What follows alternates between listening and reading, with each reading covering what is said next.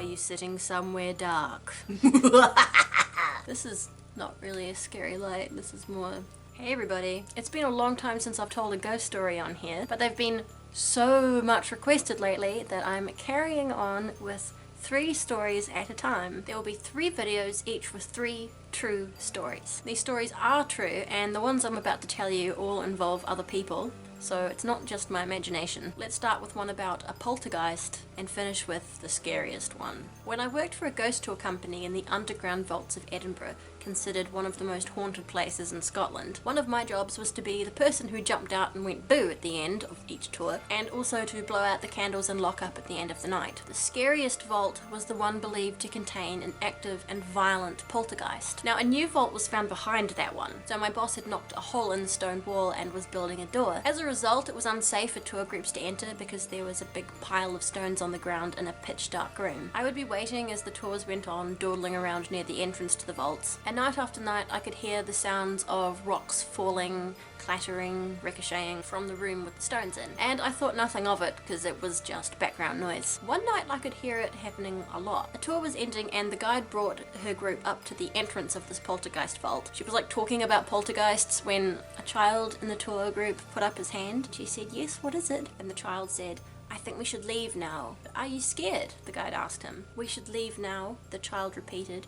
"He's angry and wants to throw rocks at us." And at that moment, the clattering of stones sounded from within the room. Totally fucking frightened, the tour and their guide swiftly legged it. I later went with others into the poltergeist vault with a lamp and could see that the formerly neat pile of stones were scattered all over the floor. On to the next story. This one's shorter and takes place in the same location. It's kind of funny, really. The far end of the vault adjoined an 18th century stairwell, which adjoined to the back wall of a nightclub. You could clearly hear the music from in there, which was a shame as the music was usually awful. Anyway, I was in the stairwell with a couple of co-workers as we locked up the back door. Let me say, in the vaults there was no one inside. We had just left it. The night was over, the alarms were set, totally empty. So Backstreet Boys starts playing in the nightclub, and one of my friends starts dancing to it, as you do. So he banged on the door, like bang, bang, bang, bang, and said, "Do you like my dancing?" or something to that effect. And in response, a loud banging came from the other side of the door. Boom! Fuck you!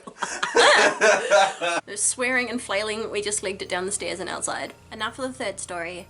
This one really felt the scariest. It's like when you have a nightmare and it's a nightmare because it feels scary. You know what I mean? It was a really unsettling experience. Again, I was shouting boo all night and locking up at the end. And this was also during the period where the poltergeist vault was closed because of all the stones. But all evening, the vaults felt hot, like weirdly hot. And whenever it felt hot, negative things tended to happen. It's believed that hot spirits are bad ones. And I just felt so uncomfortable in there, just like really unwelcome. It was like someone was shouting in my face to get out, to get out. It's hard to explain, but obviously I couldn't get out because I was working. So the last tour of the night had the guide feeling similarly unsettled. As she brought the tour group to the door of the poltergeist vault, she said the words, "Behind me is the home of the South Bridge poltergeist." And right then, a great crash came from behind her. Trying not to freak out, she continued. At the end of the night, she was like, "The vaults feel weird. It feels like something wants me to get out." We both agreed that it felt really